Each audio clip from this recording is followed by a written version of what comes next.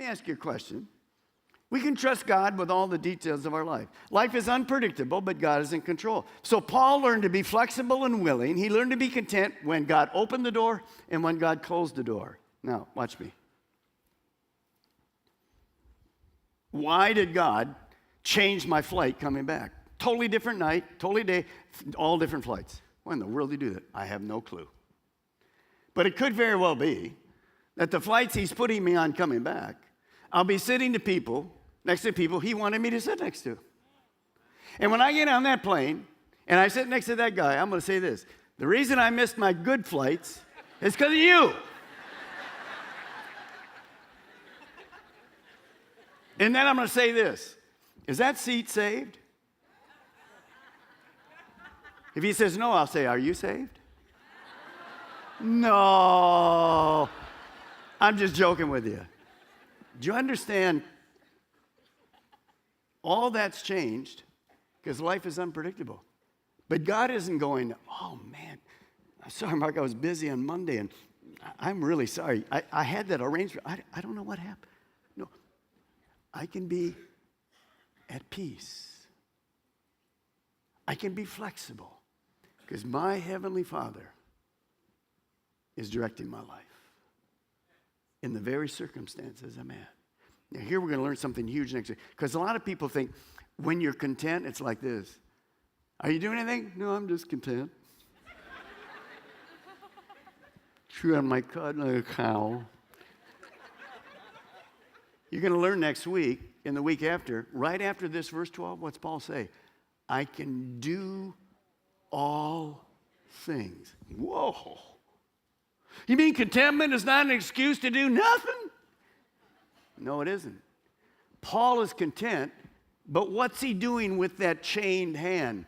He's writing the gospel to us. That's amazing. He's not going, God, he's writing an epistle that we're learning this morning. And that brings point number 4, the last one. God is enough. Be contented today.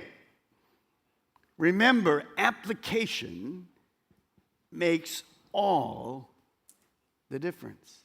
Life is not lived in the past. Life is not lived in the future. Life is lived today. On Monday, that's the day I had to live life. The trip is in the future. The weekend was fantastic. All kinds of people came to love. It was a great weekend. I don't live in the past. I live that day. I have to learn what God had for me to learn that day. See, Paul learned the secret to contentment was to trust God to give him strength to celebrate every day, no problem. So I want you to look at me, all of our campuses. In a moment, we're going to pray 2 different prayers for 2 different groups of people. But I want to say this to you. If you're a Christian this morning, be all here now. Right where God has you. Be here. Be all here right now with who you are. You're not somebody else. You don't need to be envious of somebody. You're who God made you. Be all here.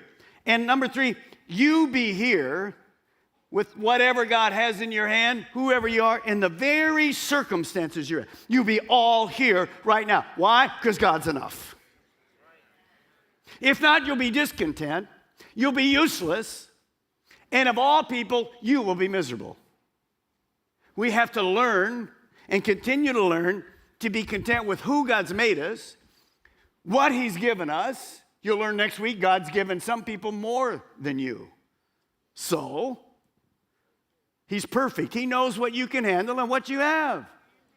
There's a lot of people that are like 1,000,000 times more gifted than me. Sorry, I'm not them. I can only be me. What you see is what you get. Sorry.